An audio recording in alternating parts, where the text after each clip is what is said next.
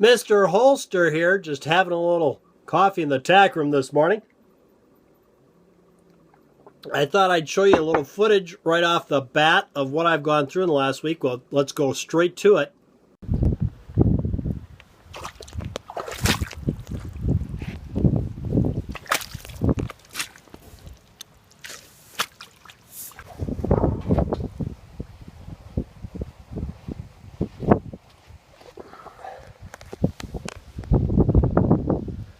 Yeah, that gateway there is 30 days of rain, not snow. It's not cold enough to freeze. This is what everybody's living in out here. Well, there you go. Lovely, isn't it? Yeah, and you know, if I'm sometimes remiss in kind of reporting on some of these smaller, highly concealable, dainty little handguns, well, you can see why, because yeah, up here you got to wear so much clothing all the time. The fact that it's so small is kind of immaterial, more of a detriment than any asset it could possibly bring to the table, says I. So yeah, I'm a little remiss on that sometimes, because everything's full-size service, really, as far as I'm concerned. Of course, I use that.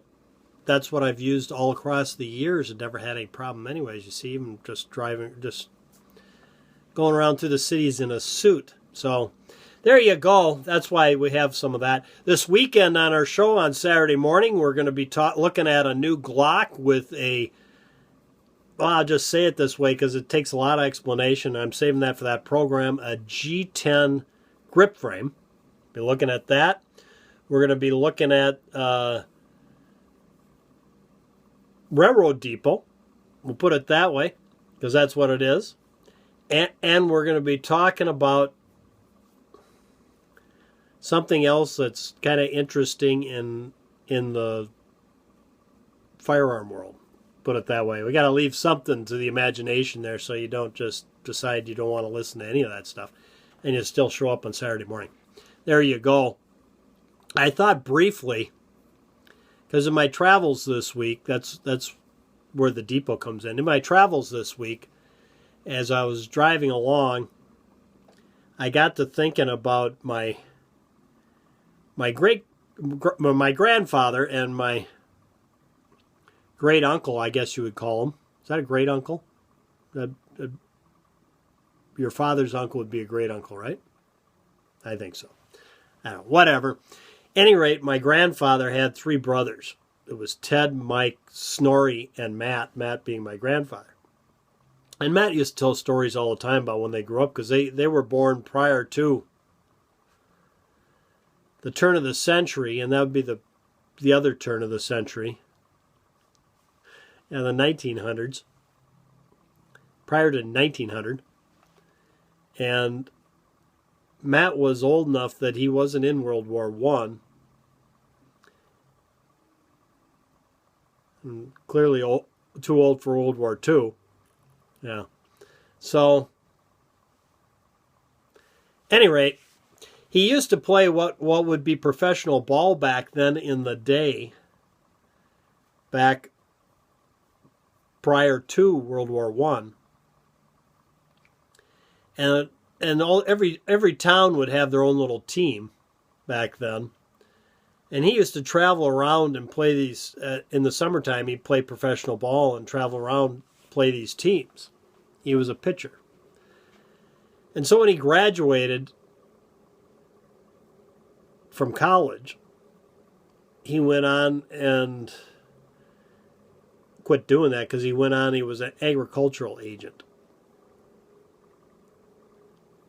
Like Hank Kimball, which used to upset him to no end. He liked that show Green Acres, but every time Hank Kimball came on, he'd get upset. Anyway, he used to tell these stories, and Snorri would come out to the house, and Snorri'd start telling you a story. Well, you've already heard the story, but from Grandpa Matt, right? But it's not. It's a totally different story, and you used to love to listen to Snorri tell stories because he was a riot. Snorri was one with a sense of humor. And I think I've told this story before, the one where they went traveling when Grandpa retired. He said he wanted to go back to those ball fields that he played in his youth and see if they were still there, see how many they could find that summer. And Snorri said, yeah, that sounds like fun. I'll go with you. We'll do that. And so they did that. And they stopped at one at like 4 in the afternoon and actually found it. And Matt said, well, let's get going. We can hit the next town and find a hotel there.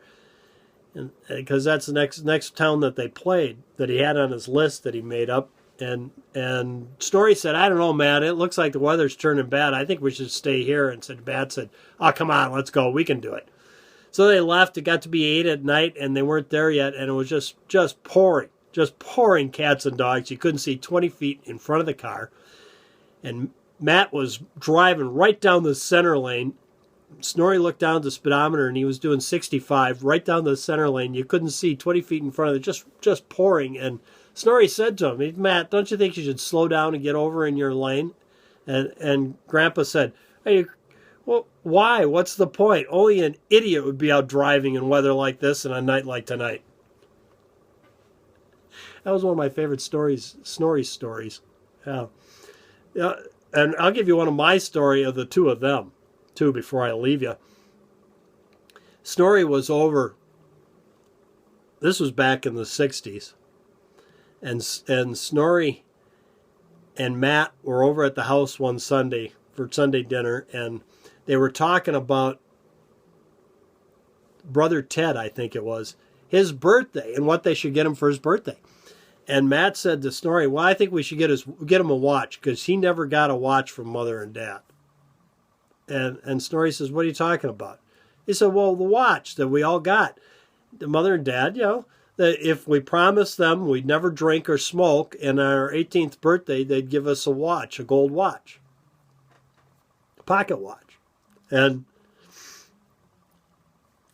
Snorri looked at Matt. I was standing right there, and he said, I hate to break the news to you, Matt, but you're the only one that ever got a watch.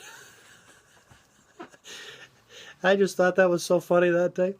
Well, there you go. I'm sure with the footage in there I put in of the mud fest out there, that's got to be 7 minutes and 30 seconds of your life you'll never get back again. So, yeah, Jack, I think I met my quota this time. Boy, he was just fit to be tied last week. Till next time, from Mr. Holster and Jack, go out and stay safe.